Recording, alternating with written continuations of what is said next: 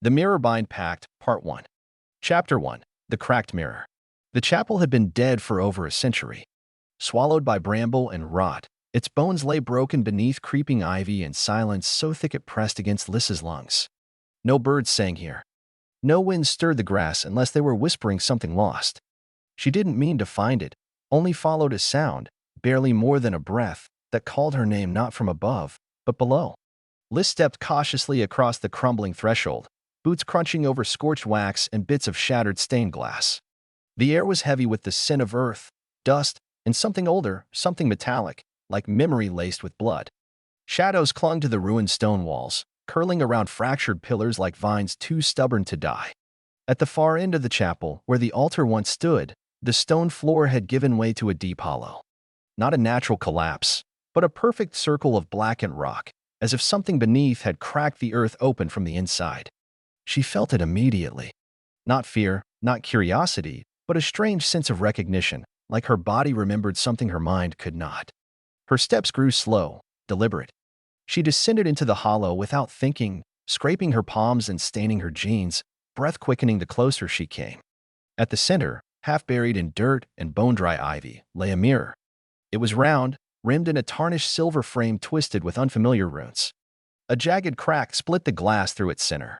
Dust clung to the surface, yet it gleamed as though untouched by time. Lys reached out, hesitating. The mirror reflected nothing, no sky, no trees, not even her. Only shadow. Then something moved. Not the mirror itself, but something within. A ripple, slow and deliberate, like something shifting beneath deep water. Her pulse pounded in her ears. She drew back instinctively and stumbled, landing hard on the stone, pain shooting up her arm. Blood welled from her scraped palm. A single drop hit the edge of the mirror. The reaction was instant. The crack pulsed, faintly glowing a deep red, and a chill swept through the hollow. Frost spread across the stones. The ivy coiled tighter around the mirror's frame, like it was trying to hold something in. Then, for just one breathless moment, she saw it. A face in the glass. Pale. Sharp. Eyes like stars in eclipse, glowing from within with sorrow that felt impossibly heavy. Not a reflection. Not her. Something else. Something watching her. And then came the whisper. Not aloud. Not through the air. But in her mind, behind her heartbeat. Lys. Her name. The mirror didn't shimmer again. The face was gone. But her world had shifted. She knew it in her bones. Something ancient had awakened. And it knew her. Chapter 2. The Voice in the Glass. Lys didn't sleep that night. She tried. She lay beneath the patchwork quilt in the attic room of the old and where she worked, listening to the rain slide down the warped window panes and the wind rattle loose shingles on the roof. But her eyes refused to close, and when they did, the darkness behind them rippled like the glass in the mirror. That face, those eyes, burned behind her lids like afterimages from a lightning strike. Not frightening, exactly. Just wrong. Familiar in a way that frightened her more than the strangeness of it. She knew that face. Somewhere deep beneath memory.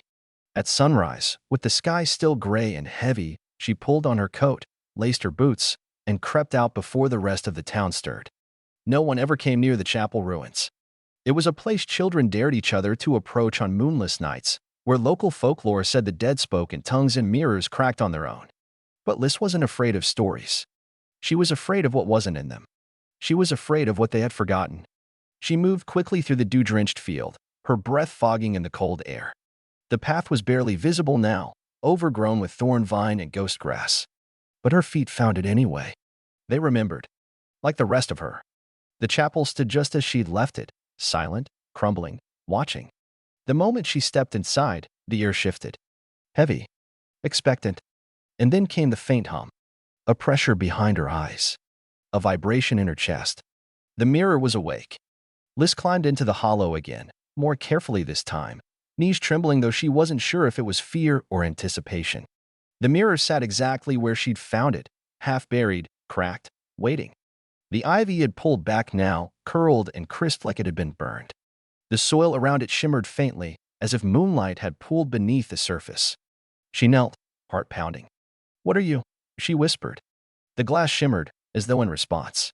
The crack glowed faintly again, just a pulse. And then the voice returned. "You already know." It wasn't like hearing words spoken aloud. It was like the thought had started inside her own head, familiar and foreign all at once. Male, calm, tired, and beautiful in a way that made her skin crawl. "Who are you?" she asked, voice steadier than she felt. A pause. Then, "I had a name once. Before the pact. Before the silence. You called me Kalen." Liz frowned.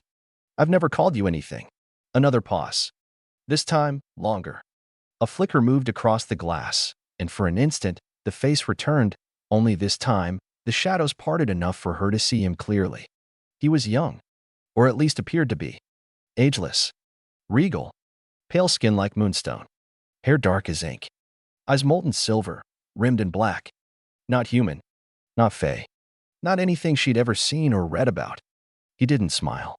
Just looked at her like he was seeing something impossible. "You are not supposed to be here yet," he said. "But the mirror chose you. It remembers." Liz pulled her coat tighter around herself. "Why? What is this mirror? What are you?" Kalen blinked slowly. The surface of the glass rippled with his breath, though he was not in her world. "I am the first of 7, he said. "Bound by oath. Sealed in glass. Fed by blood and memory. And you are the mistake they feared." Her breath caught. "What does that mean?" But he didn't answer this time. The image faded. The glass stilled. The glow dimmed until the mirror was nothing more than cracked silver and shadow again. Liz sat there in the hollow long after the voice had gone, knees in the dirt, mind spinning. The name echoed in her head like a drumbeat. Kalen. The first of 7. A pact. A mistake. And somehow, impossibly, it was all connected to her. She stood finally, legs stiff, palms dirty, and looked down at her reflection, or rather, the place where her reflection should have been. It still wasn't there. The mirror didn't show her anything at all. And that terrified her more than the voice. Because if she wasn't in the mirror, then maybe she wasn't who she thought she was. Chapter 3. The Mark of 7.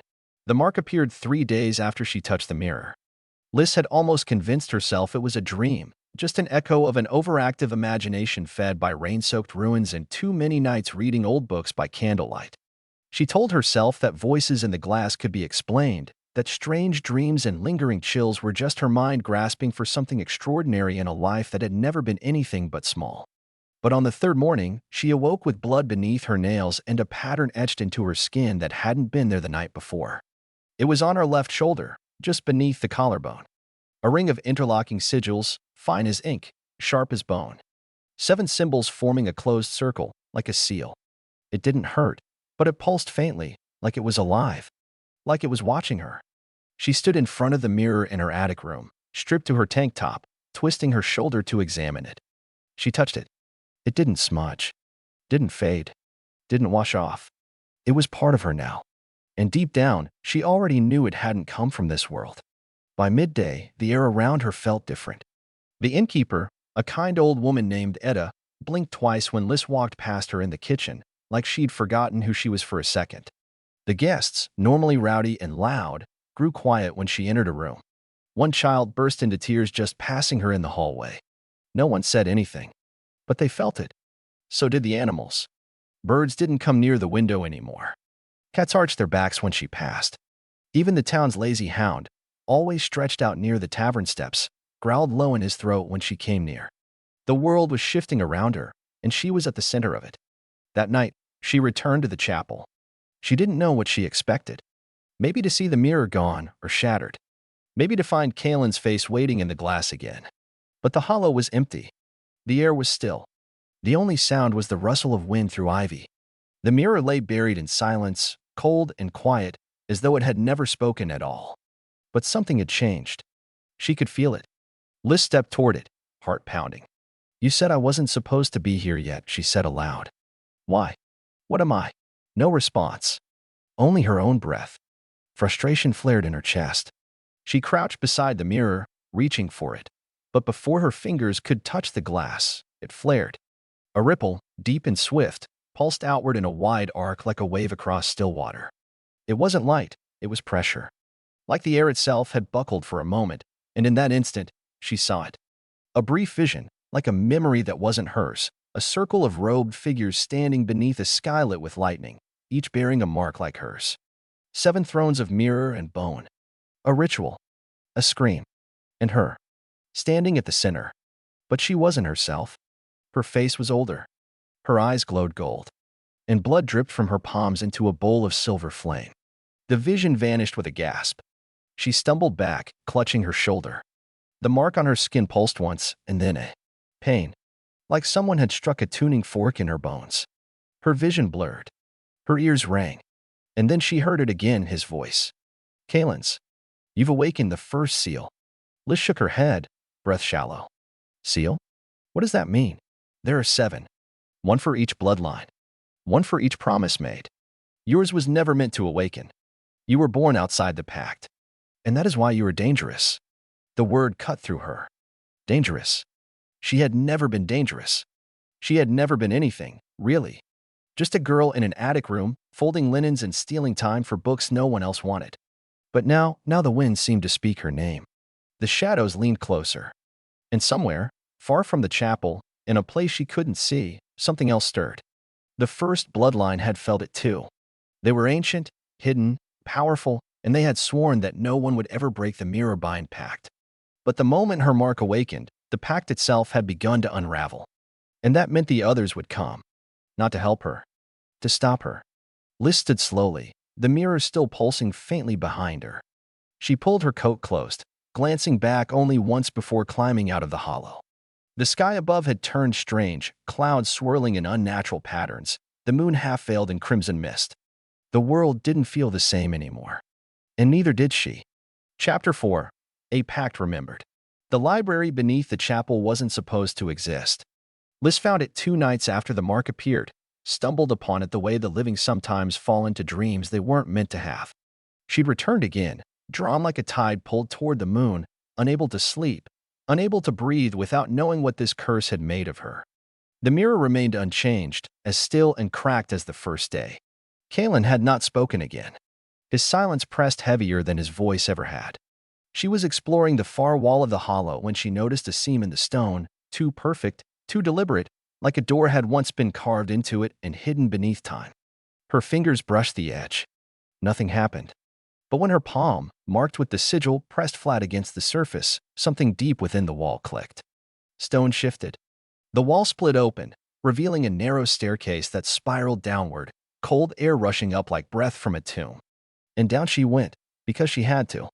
Because everything inside her screamed, "This is yours," even if you do not remember why. The passage led to a chamber chiseled into the earth. Dust clung to the air like mist. The only light came from veins of silver and black crystal embedded in the walls, glowing faintly with a soft pulse, 7 veins, spiraling outward from a pedestal in the center of the room. Upon that pedestal sat a book. No dust touched it. Bound in leather black as night, its cover was smooth, almost warm, embossed with the same circle of 7 sigils burned into her skin. She hesitated only a moment, then opened it. It wasn't written in ink. The words shifted and shimmered like light on water. But somehow she could read it. The Mirrorbind Pact, Year of Sundering 0. The first page bore only that. The next told a story she'd never heard but had always known in her blood. Long ago, before kingdoms rose and fell, before the stars took names, there were 7 bloodlines born of power not gifted by gods, but stolen from something older. Each line carried a piece of the world's original magic, fragmented like shards of a mirror. They were powerful, too powerful, and soon they turned on one another. The wars that followed cracked the sky. Magic bled freely. The world buckled. So, in desperation, the 7 came together to create a solution. They found a being, not God, not mortal, but something born of reflection and shadow. A creature of raw, impossible magic that could absorb the chaos they had unleashed. They lured it, bound it, trapped it in mirrors shaped from obsidian mind in the deep realms. But to do so, they had to give up something in return. Each bloodline gave a piece of itself, a vow, a truth, a future. The pact was made, and the Mirrorbind was sealed. The book went on to explain the rules. 7 seals, 1 for each line. Each tied to a sigil, each meant to remain dormant. If awakened, the pact would begin to unravel. The seals would bleed power. The mirror would stir. And the creature inside, Kalen, would begin to remember who he was.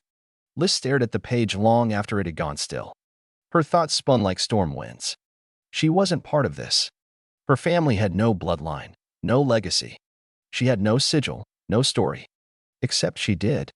She pressed her fingers to the mark on her shoulder. It burned faintly beneath her touch, as if answering. And suddenly she understood something she hadn't dared to believe before. She wasn't outside the pact. She was the part they didn't speak of. The eighth. A bloodline erased. A final seal buried so deeply the world forgot it had ever existed.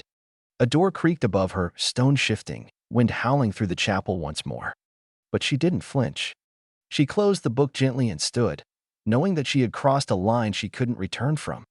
If she was part of this curse, then she was also part of its undoing. The pact was no longer dormant. She had awakened the first seal. The others would follow. And once they did, so would the bloodlines that forged them. Not all would want the pact broken.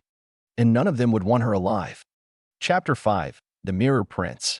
Liz didn't go back to the chapel for 2 days. Not because she was afraid of the mirror, but because she was afraid of herself.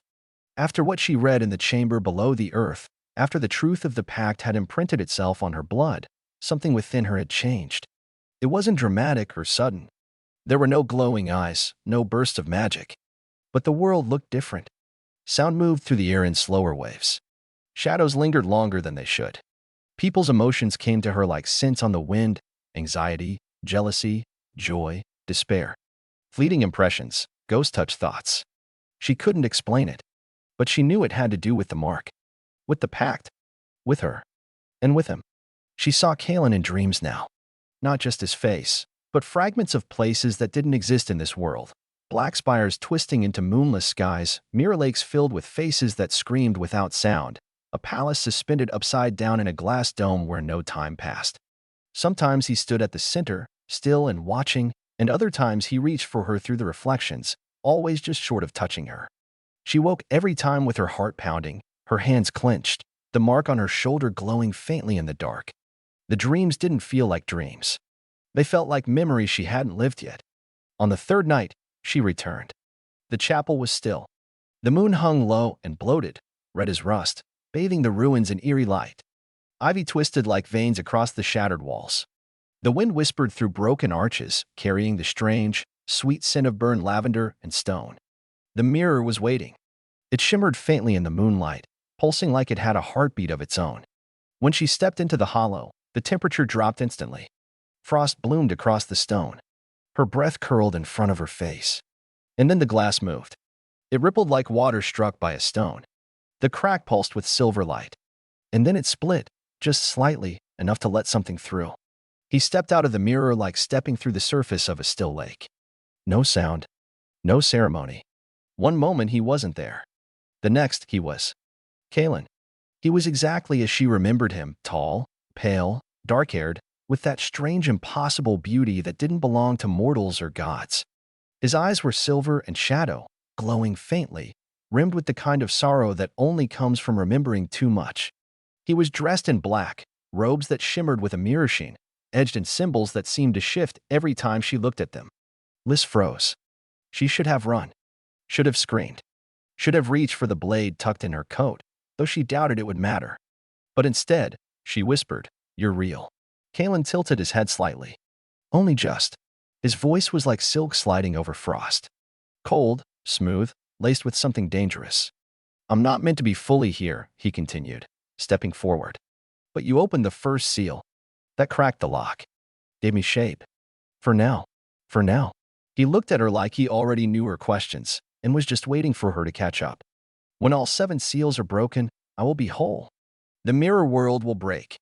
And the truth will be free." Liz's pulse jumped. What truth? Kalen's expression flickered, too fast to read. "The one they buried with me."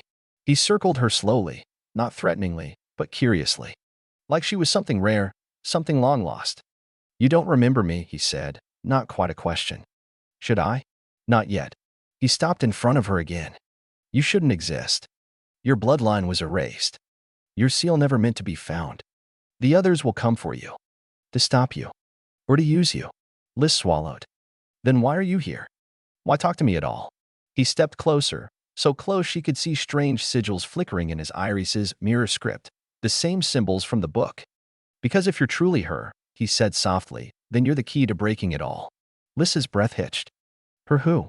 But he didn't answer.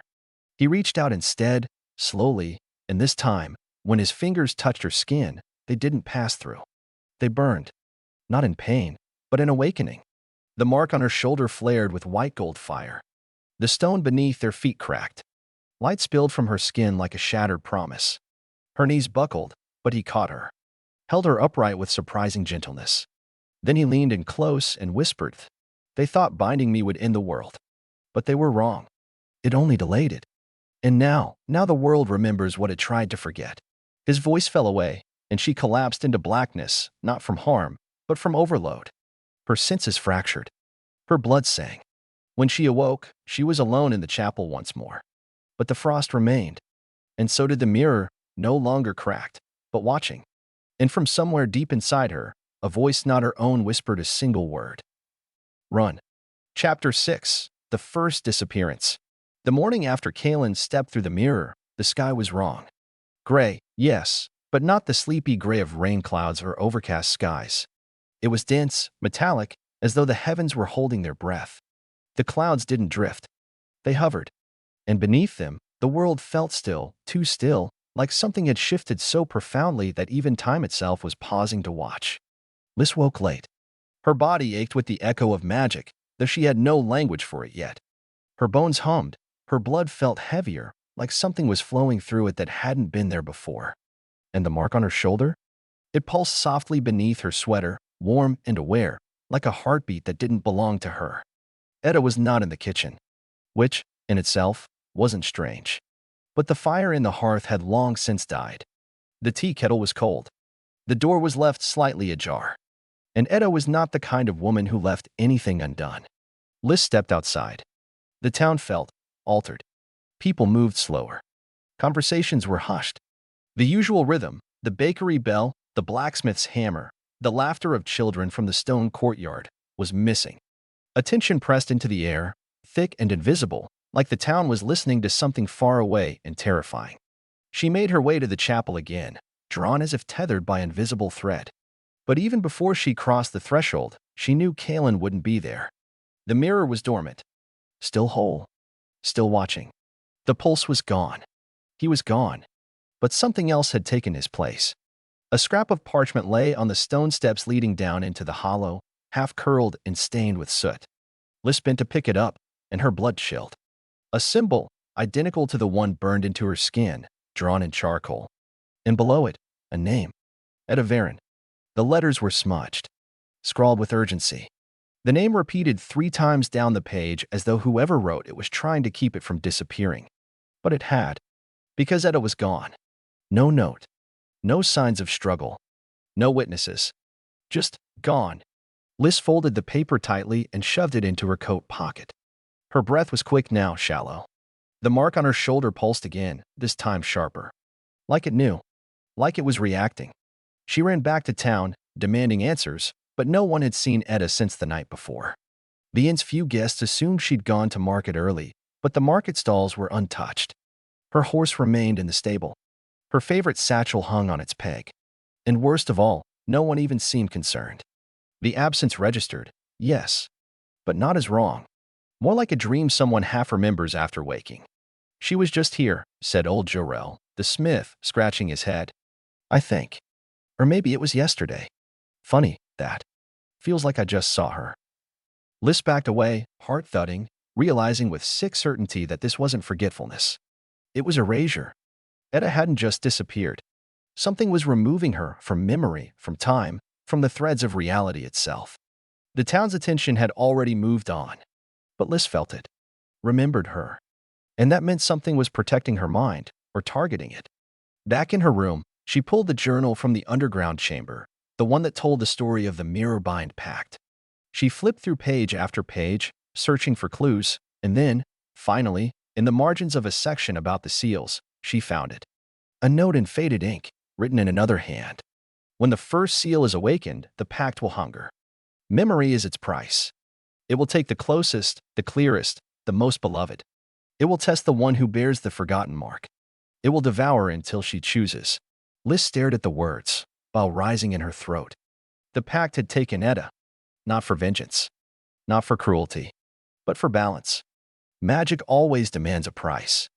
And the price of awakening Kaelin was erasure. Tears burned in her eyes, but she forced them down. She would not forget. She would not let Edda fade into nothing. She scrawled Edda's name into her journal, over and over, until the ink bled through the pages. She spoke it aloud, again and again. Edda Varen, Edda Varen, Edda Varen. And as she did, something moved in the mirror above her fireplace. Not Kaelin, no form, no face. Just a shimmer, a pulse, a flicker of acknowledgement. It had begun. The pact was alive.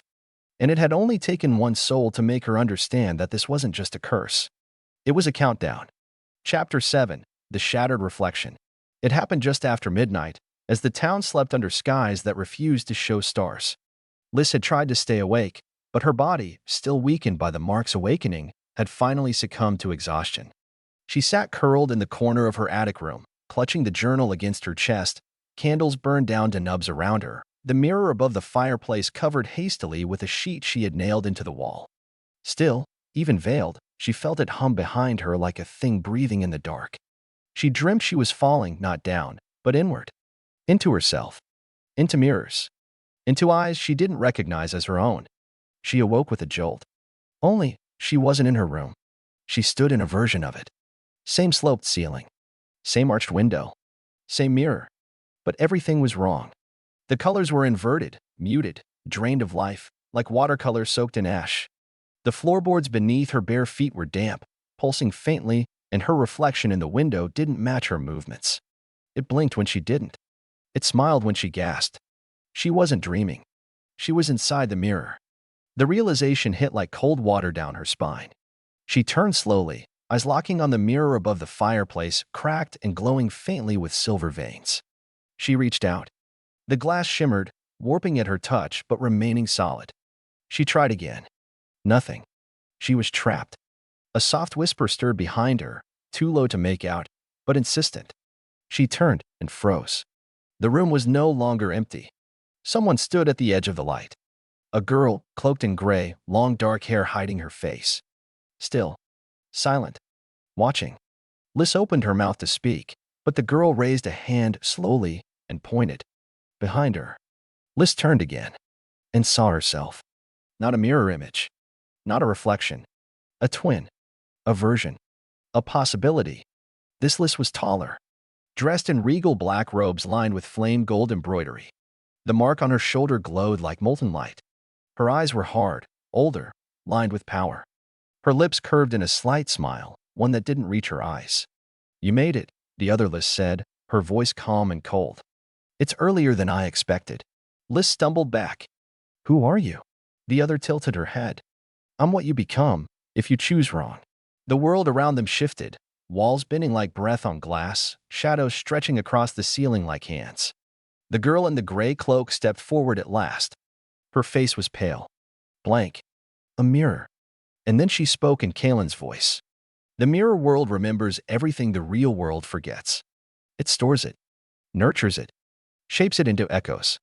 The robed Liz, her doppelganger, stepped forward again, closing the distance. This place is made of choices and consequences. It was never supposed to be opened. But you did. So now you get to see what could be. What are you talking about? Liz whispered. The other Liz leaned in close. In this world, I broke the pact too late. People died. Entire bloodlines erased. Kaelin burned the thrones to cinders, and I couldn't stop him. Because I waited. Because I doubted. And now I carry their names like scars. She grabbed Liz's hand and turned it palm up. Scars bloomed across it in glowing script, names. Dozens. Hundreds. Edda's among them. Liz ripped her hand away, heart pounding. You have to choose, the mirror girl said softly. Will you remember who you are in time, or become what you fear? The light shifted. The room folded in on itself like paper, and suddenly the floor gave way. Liz fell again, this time screaming. She landed hard. Back in her own body. Back in her own room. Candles long dead. Her sheet nailed over the mirror ripped free and shredded on the floor. The mirror itself no longer veiled, but cracked. A thin, perfect fracture running through the center. Like something had looked through. Like something had reached across. Liz sat in the silence of her room, heart pounding, sweat on her skin, breath shallow. The mirror world wasn't just real. It was watching. And if she wasn't careful, it might not just show her the future. It might make her into it. Chapter 8. The House of Thorns. They came for her at dusk. Lys had barely slept since her descent into the mirror world. Every sound felt sharper, every shadow longer. Her reflection had stopped moving in perfect time with her, and sometimes, when she blinked, it didn't. That alone was enough to make her wary of every reflective surface she passed, but it wasn't just mirrors anymore. The pact had awakened, and the world around her had started to bend.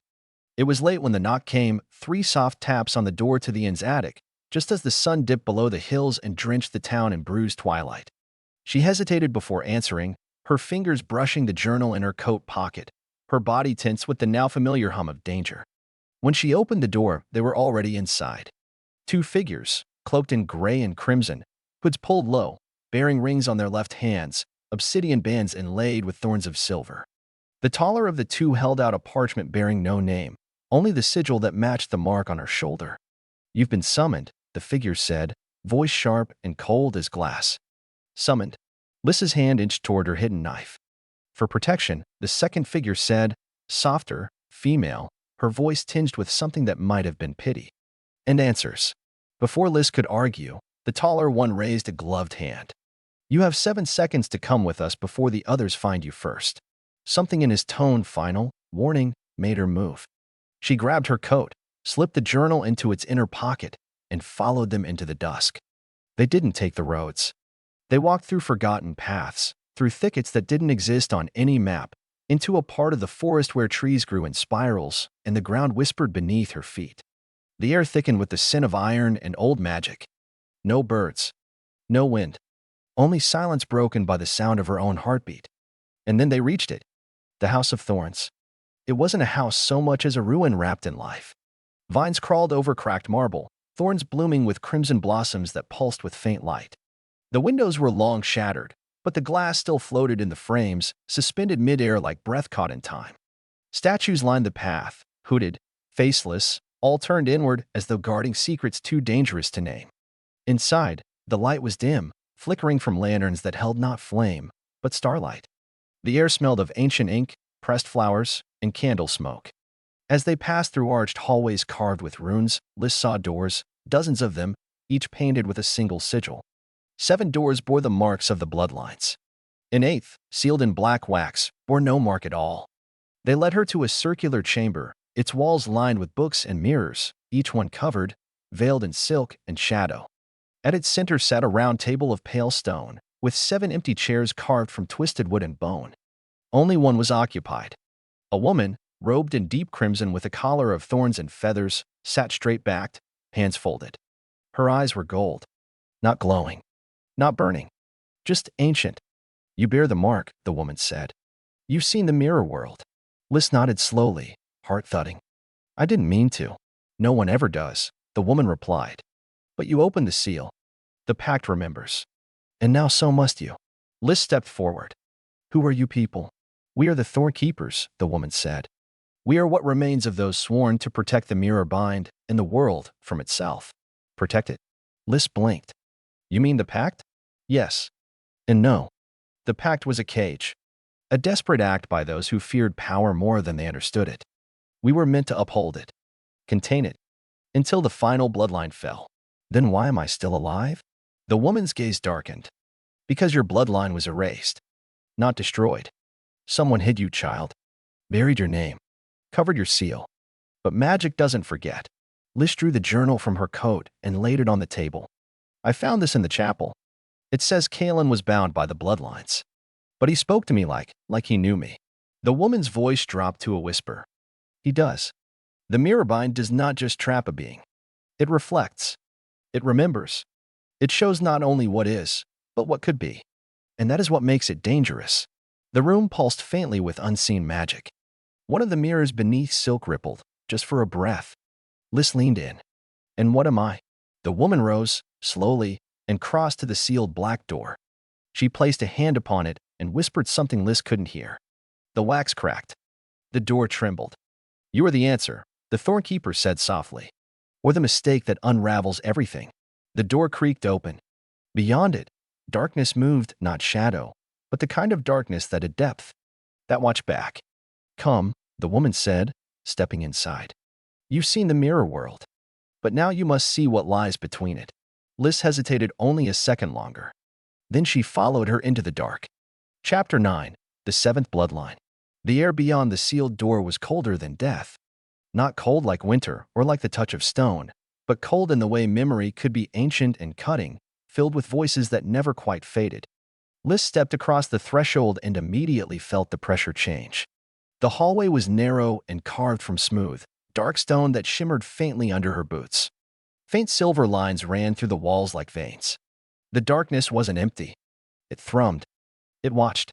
The Thorkeeper walked ahead, her robes trailing like smoke, casting no shadow. This passage was carved by the seventh, she said softly, her voice hushed, almost reverent. The final bloodline. The last to kneel at the pact. Liz's pulse quickened. I thought I was the eighth. You were the forgotten, the Thorkeeper replied without turning. The unspoken. The erased. But you come from the seventh. And that bloodline was never broken, only buried. The corridor opened into a wide chamber, round and smooth like the inside of a vast seed. And at its center stood a monument, a massive mirror, cracked through the center, its surface veiled by a drape of black silk embroidered with the sigils of all 7 bloodlines. Around its base were offerings, old candles, dried flowers, twisted jewelry, and sealed letters. The air smelled like ash and lavender. It tasted like sorrow.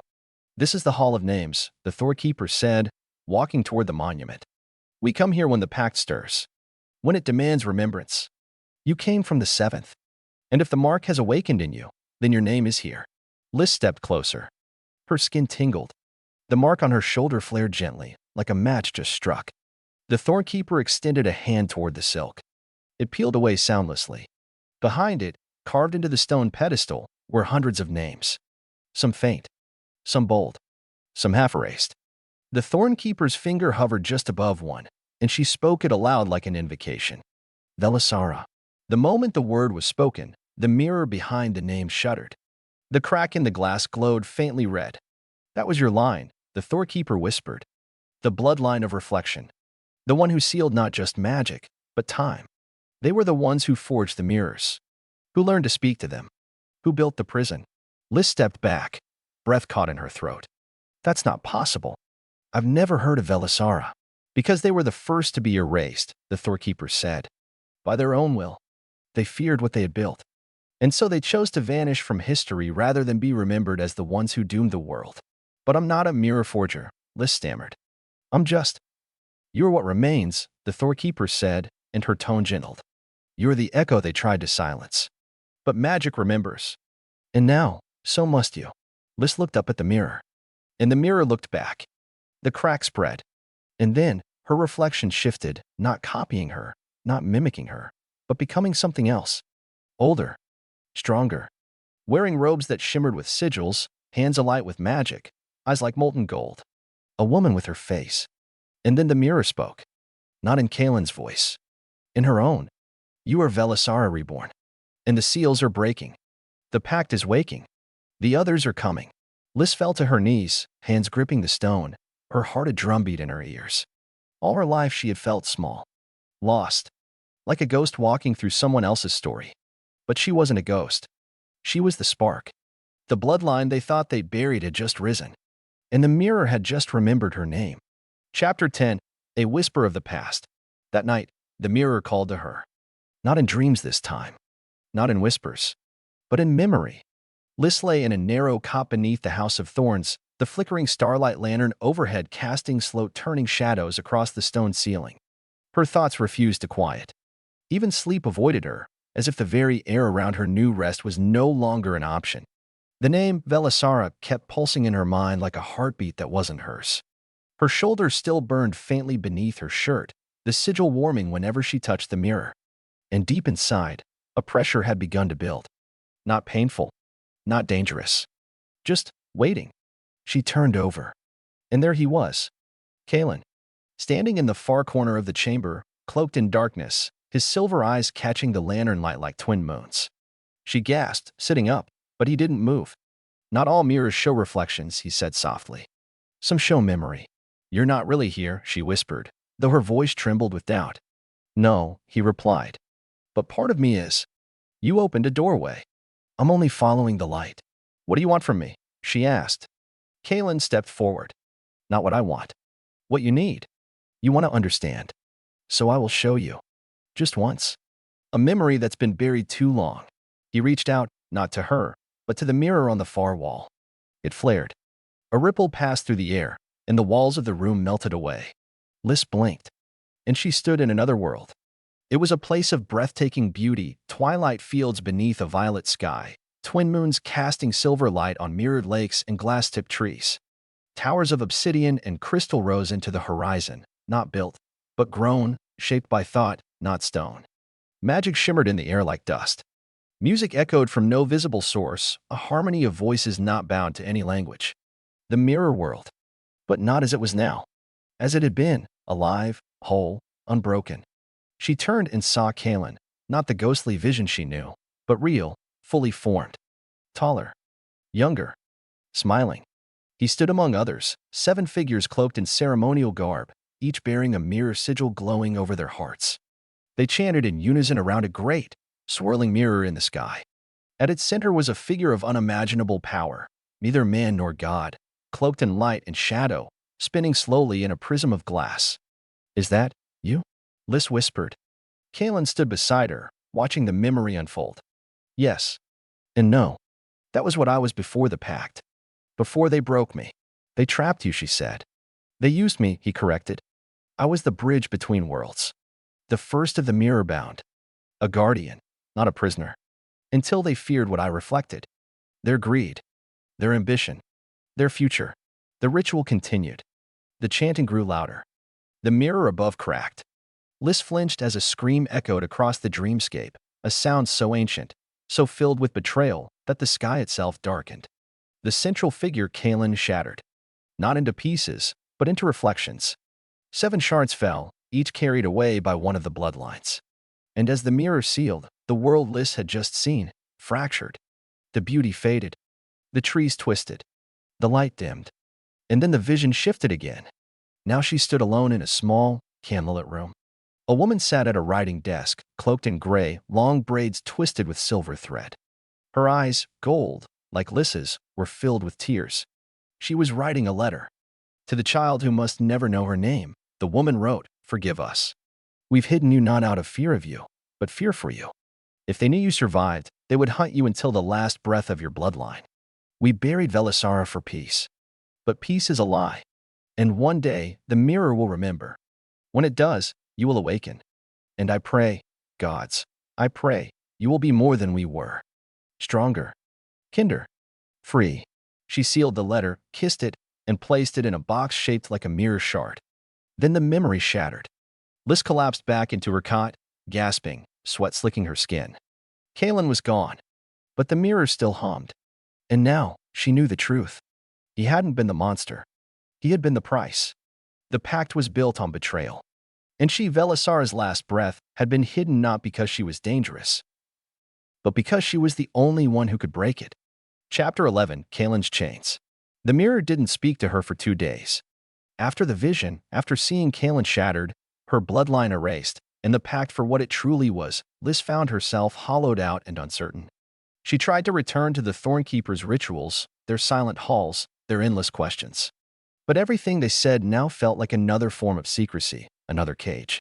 They gave her scrolls, taught her names for sigils, chanted ancient protections around the mirrors she was not allowed to touch. But none of it filled the chasm yawning inside her chest. She didn't want dogma. She wanted the truth. And truth had a face. One she hadn't seen since it stood across from her in a memory not her own. On the 3rd night, she left her room. The halls of the House of Thorns were quiet, but the air was heavy with the scent of dust and roses. She passed veiled mirrors, their surfaces still and dark, but she could feel them watching her, humming faintly in her bones. Like they knew where she was going. The central hall, sealed to her before, was unlocked. At the end of it stood a chamber carved from obsidian and deep-rooted stone, no torches, no lanterns. Just a single light, pouring from one massive mirror mounted to the far wall. Its frame was forged of bone and blackened gold, wrapped in barbed sigils that pulsed as she stepped inside. Kaelin stood within. Not a reflection. Not a memory. A presence. Trapped. He looked different now. Older, not in appearance, but in weight. Like each day inside the mirror cost him a little more of what held him together. His posture was tense, his hands at his sides, his eyes less molten, more shadowed. He had not seen her enter. He was speaking to someone she could not see. They were never meant to awaken her. She was a lock, not a key. The words sent a chill through her. Kalen turned slowly as if he'd heard her thought instead of her steps. His expression shifted instantly, masking something raw behind the familiar calm. "You came," he said. "I needed answers." "You've seen enough," he replied gently, though there was something in his voice, wound or warning, she couldn't tell. Liz stepped closer, stopping only a foot from the mirror. "What am I, Kalen? Not the version in a prophecy. Not the cursed bloodline. Me." He hesitated. Then slowly, he raised a hand, and with a flick of his fingers, the mirror's surface rippled and expanded. It became a window. Behind him now stretched a vast chamber, impossible in size, lit by floating embers and glass orbs. Sigils hovered in the air, spinning like constellations. Chains made of light ran from the edges of the chamber to him, dozens of them, embedded in his shoulders, his wrists, his spine, his shadow. "I am not imprisoned," he said softly, "in the way you think." Liz stared at the chains. "You're bound." "I am fragmented," he corrected. "They broke me into reflections. Each chain ties me to a seal, to a lie, to a piece of the pact. They didn't kill me. They split me. To control me. To bury the power they couldn't understand." Liz swallowed hard. "And I'm the only one who can break them. You're the only one who can choose to." He turned fully toward her now, stepping closer to the edge of the mirror. The chains groaned as they resisted, glowing brighter the nearer he came. "You think I'm manipulating you," he said, quiet now. "That I'm some imprisoned god whispering to a foolish girl. But I am not a god, Liz. I was made by the mirror world, shaped by its magic, and when the bloodlines forged the pact, they used me as mortar. And you, Velisara's last heir, your blood is the key." She shook her head slowly. "Why me?" "Because your bloodline was the only one to resist. The only one to question. They helped build the prison, and then they tried to destroy it. They vanished to protect what they knew couldn't stay hidden forever." He raised his hand and pressed it to the mirror. The glass shimmered where his palm touched. "Press your hand to mine," he said. "What happens if I do?" "I show you the first chain. The one only you can break." She hesitated. Her fingers twitched. The mark on her shoulder pulsed. "You said once," she whispered, "that they feared what you reflected." "What do I reflect, Kalen?" He met her gaze. And for the first time, he looked, afraid. "Possibility." Liz raised her hand and pressed it against the mirror. The world changed instantly. She was no longer in the chamber. She stood on the edge of a precipice, overlooking a sky that bent inwards, stars spiraling like ice. A chain ran from the heavens into the heart of the world below, glowing, trembling, ancient. And wrapped around its base, like ivy strangling a tree, was her name. Velisara. "This is your legacy," Kalen's voice whispered beside her. "And your curse." She turned. He stood beside her, but this Kalen wasn't bound. No chains. No shadows. Just light. "You have to choose," he said softly. "Break the chain, or inherit it." She turned back to the chain. It pulsed with the weight of generations. With blood. With silence. And then she reached out her hand. The moment she touched it, fire lanced through her body. But the chain cracked. Just once. And then she was back in the chamber, gasping, her knees hitting stone. The mirror was glowing. A single sigil had disappeared from its surface. And Kalen was smiling. Not with triumph. With pain. "One chain down," he said, voice hoarse. 6 to go. Chapter 12. The Pact Bearer's Return. The moment Liz cracked the first chain, something rippled through the world. She didn't see it, but she felt it. A sharp vibration in the air, like reality itself had flinched. The mirror in the Thorkeeper chamber shuddered. The sigil that vanished from its surface left behind a smear of gold light, and the silence that followed was deeper than before, less like absence, more like anticipation. The others felt it too. Far to the east, in a city where mirrors were forbidden and every surface was draped in cloth, a woman with ink-black eyes collapsed in the middle of a market. Her skin split with glowing sigils, one of them identical to the seal that Liz had just broken. She screamed, not from pain, but from recognition. Across a frozen lake where no one had stepped in a century, a man awoke in a burial chamber carved into the ice. His eyes opened, bleeding silver. Around him, ancient spells shattered like glass. His first word was her name. And in the ruins of a once great tower devoured by vines, a child no older than 7 stared into a pool of dark water. Her reflection blinked and didn't stop. A second version of her emerged from the surface, smiling with teeth too sharp for her small mouth. The pact bearers were awakening. Liz knew none of this yet. She woke in the Thornkeeper's infirmary, her body cold, her bones aching with exhaustion. The mirror in the far wall was still glowing faintly, but the rest of the chamber had gone silent. The Thornkeepers hadn't come to her. No one had. She wasn't sure if it had been hours or days. She stood slowly, gripping the bed frame, her breath visible in the air. The chain she'd broken still echoed through her blood. It hadn't left a scar, but it had changed her. She felt it in her magic, deeper now, less dormant. She felt it in her sight. The colors around her were brighter, the shadows more alive. And in her bones, she felt one undeniable truth. She was being watched. The mirrors no longer waited for her to look. Now they followed her. When she left the chamber, the Thornkeepers were waiting, rows of robed figures in the great hall, their veiled faces all turned toward her in eerie unison. At the center stood the High Thornkeeper, her hands clasped, her golden eyes dim. "You broke a chain," she said. Liz nodded. "You told me I had to choose." "I said you could choose," the woman corrected, her voice colder than before. "You chose recklessly." "What did I unleash?" Liz asked, voice firm. The High Thornkeeper didn't answer. She turned away, motioning to one of the others, who stepped forward and placed a scroll in Liz's hands. The parchment was warm to the touch. And shaking, she unrolled it. 7 sigils formed a circle at the top. One was darkened. Below it, names had begun to appear, written in ink that shimmered and bled. Next to each name was a location. The list was growing. "These are the pact bearers?" Liz asked quietly. The Thornkeeper nodded. "They're awakening. Some will come to you. Others will come for you. What do they want? Some want to finish what was started. Some want to break free. And some want to burn everything." Liz swallowed. "And what about me?" The Thornkeeper's expression didn't change. "You are the flame in the center of the circle," she said. "If they touch you, if they bind you, if they break you, the pact will unravel. The mirror world will crack. And Kaelin will be whole." Liz didn't answer. She looked down at the scroll. Names shimmered beneath her fingers, some of them already familiar from the journal's earlier pages, scions of ancient houses, descendants of bloodlines who'd once shaped the world. And now they were waking, pulled from hiding, drawn to her. The next few days passed in quiet dread. The Thornkeepers doubled their wards. They watched her constantly, politely and silently, like they weren't guarding her, but guarding against her. She studied in their libraries, trained with whispered spells that danced along her skin like lightning, learned to speak the language of glass and reflection. But still, the list grew. And one night, a name appeared that stopped her breath. Kaelin, Mirrorbound. Location, unknown. She stared at it, heart pounding. He wasn't just echoing anymore. He was moving. Somewhere, a second chain was weakening. And he wasn't waiting for her this time. He was finding his own way out.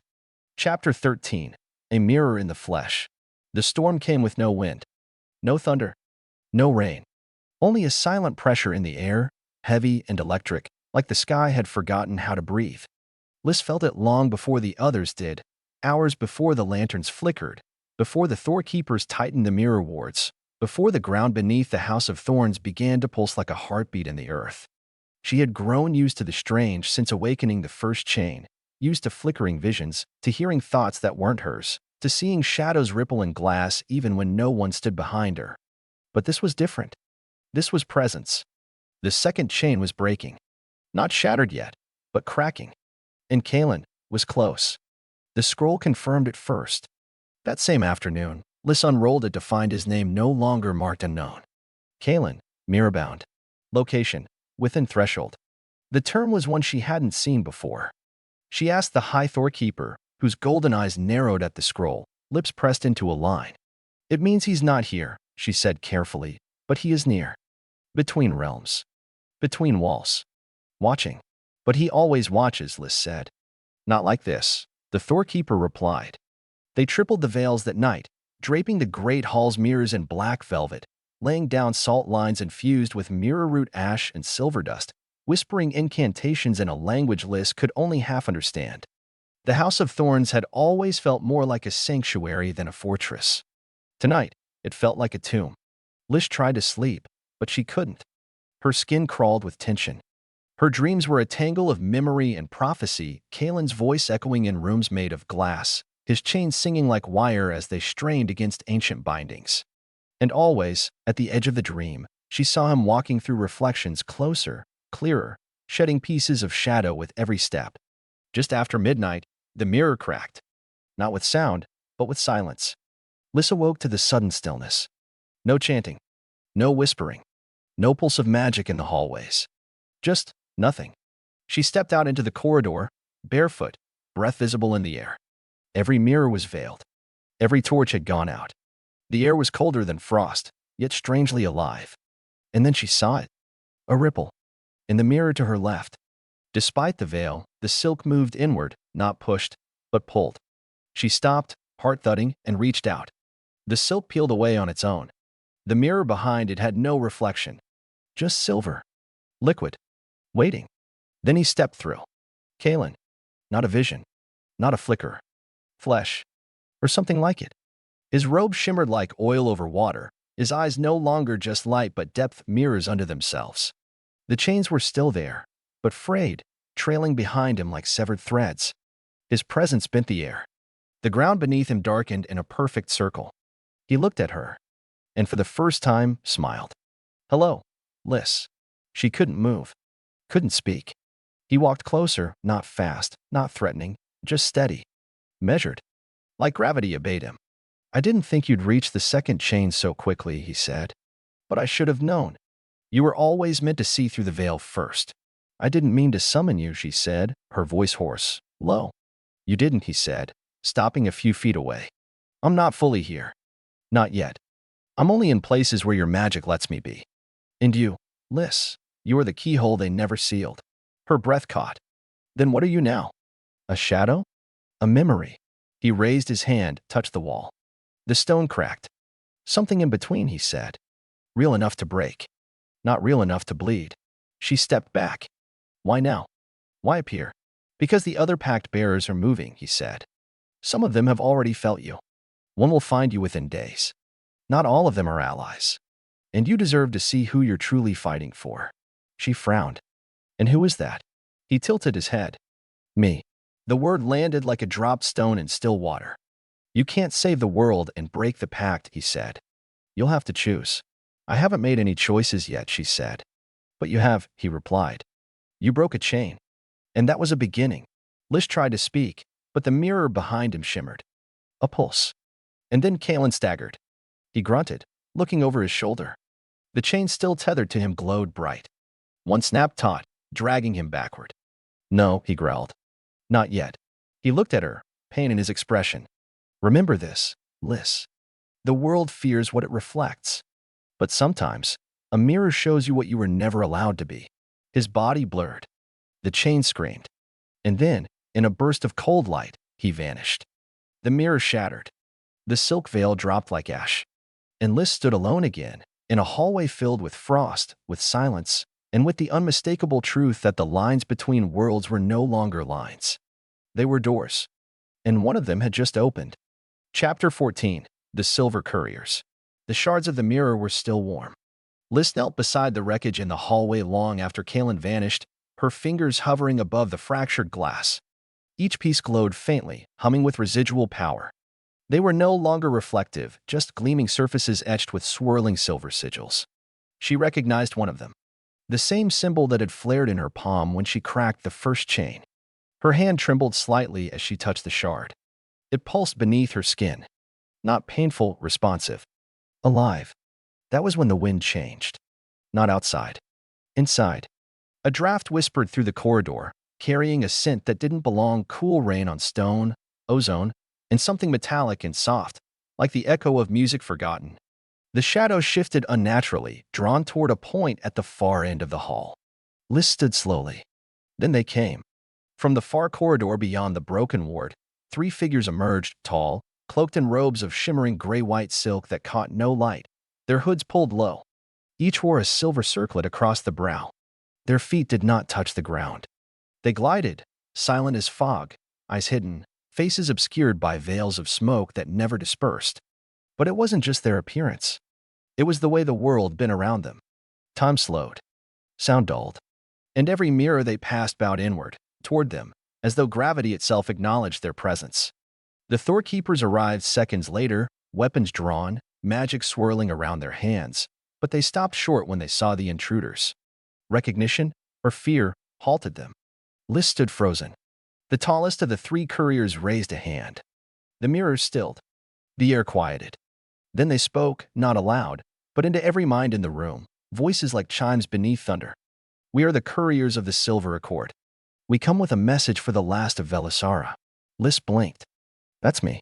The central figure stepped forward, lowering his hood slightly. His skin shimmered like mercury, smooth and ageless, his features unervingly symmetrical. His eyes were like pools of reflected moonlight. "The mirror world stirs," he said. "Not only because of what you've done, but because of what they failed to do. The pact is unraveling. The chains are weakening, and the balance must be preserved."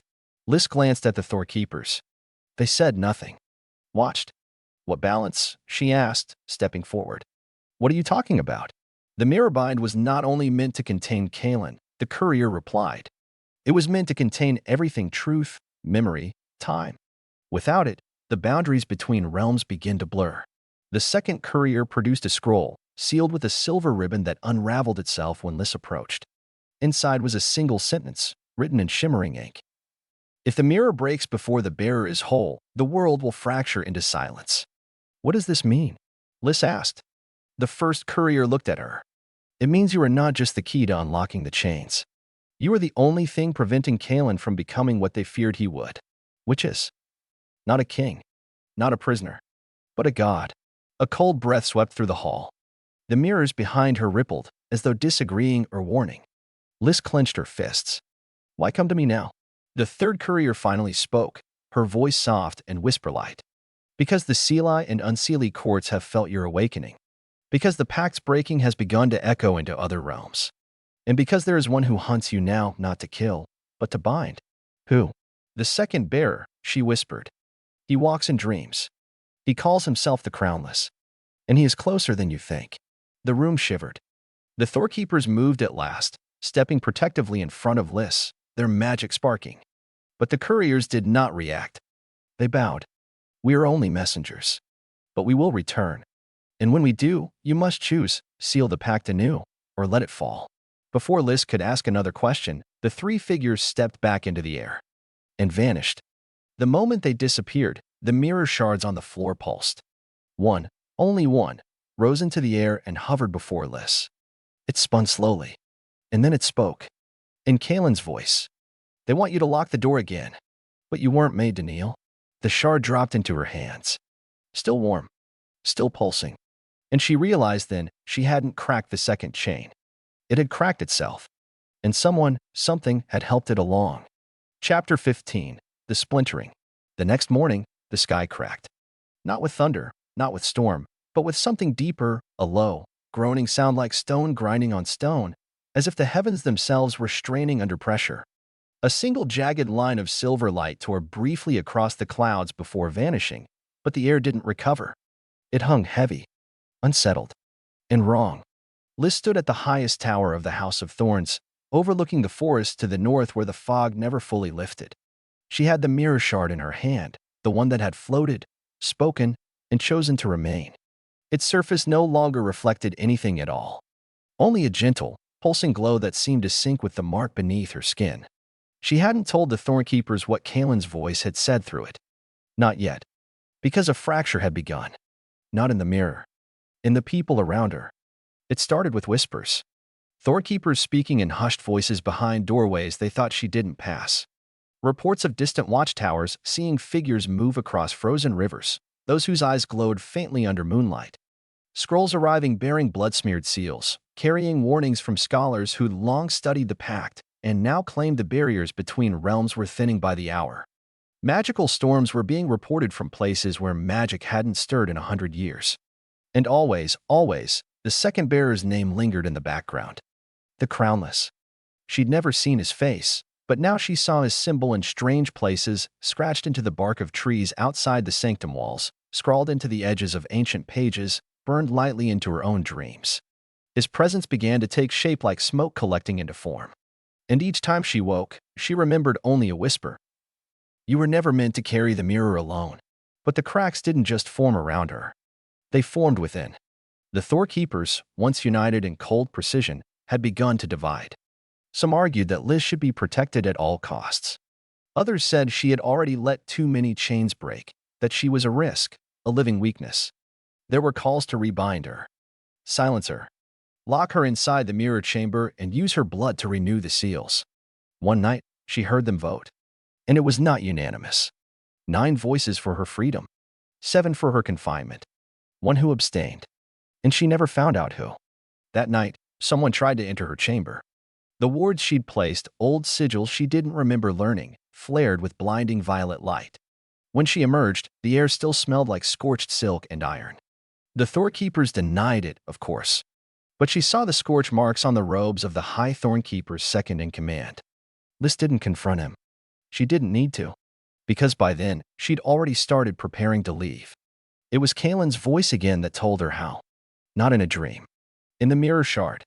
On the night the second sigil on the scroll faded, she held the shard in her hand, curled in the sanctuary's hidden library beneath the roots of the building. The walls hummed with power. The old books whispered to themselves. You've broken 2 chains, Kaelin said, his voice quieter now, weaker. And still they try to cage you. You see it, don't you? Yes, she whispered. They're afraid of what I am. No, he replied. They're afraid of what they're not. You were born to break this, not rebuild it. She swallowed hard. The Silver Couriers want me to preserve the pact.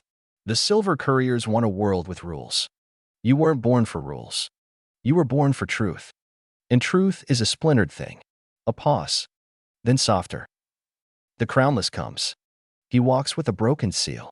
He will offer you choice and chain. Liz looked down at her palm. The mirror shard glowed brighter. And then, without a sound, the sigil for the second chain vanished from the scroll. Not cracked. Not split. Just gone. Wiped clean. And her shoulder burned. But not with pain. With power. It surged through her veins like music she didn't know the words to, but recognized anyway. She cried out, light bursting from her hands as the scroll caught fire and turned to ash. And then the mirror spoke once more. Run, Liz. Run before they decide they'd rather keep you buried than broken. The doors above thundered. Boots. Raised voices. Magic flaring in warning. The Thorkeepers were coming. Not to protect her this time, but to control her. And Liz, Velisara reborn, chainbreaker, mirror-blooded flame, finally understood what Kaelin had always meant. The pact didn't need preserving. It needed to fall. Every story has an ending, but some mysteries live on. If you enjoyed this tale, don't let it fade into the shadows.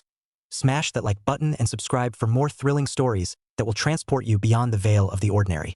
Subscribe to our channel and your name will appear at the beginning of our next video, where we will personally thank you for your subscribing. Tap the bell icon so you never miss a journey into the unknown. Share your thoughts in the comments. What twists did you see coming? And what secrets do you think still remain? Until next time, stay curious, stay brave, and let the next story begin.